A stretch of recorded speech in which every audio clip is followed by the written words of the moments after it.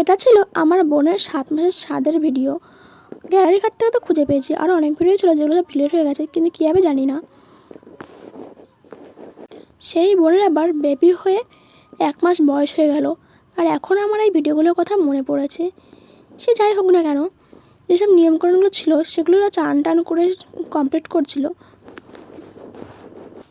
নিয়মকানুন দেখা কমপ্লিট করে এসেছিলাম রান্নার দিকে কতটা কী হয়েছে দেখতে। রান্না দেখতে এসে আমাকে বসিয়ে দিয়েছিল মাছের মাথা ধুতে। তো ভাবলাম মাছের মাথা ধুতে যখন বসে পড়েছি তাহলে আজকে মাংস রান্নাটা আমিই করবো। যেই ভাবা সেই কাজ, মাছ ধোয়া কমপ্লিট করে চলে আসলাম মাংস রান্না করতে। তো মাংস রান্নার জন্য প্রথমে যেসব মশলাপাতিগুলো ভাজা করতে হয় সেসবগুলোই ভাজা করে নিচ্ছিলাম। আর রাধুনি দাদা যেহেতু একা একা করছিল, আর আমি যদি তার হাতে হাতে করি তাহলে তারও একটু হেল্প হয়ে যাবে। আর সত্যি বলতে আমি কিন্তু রান্নার রও জানি না।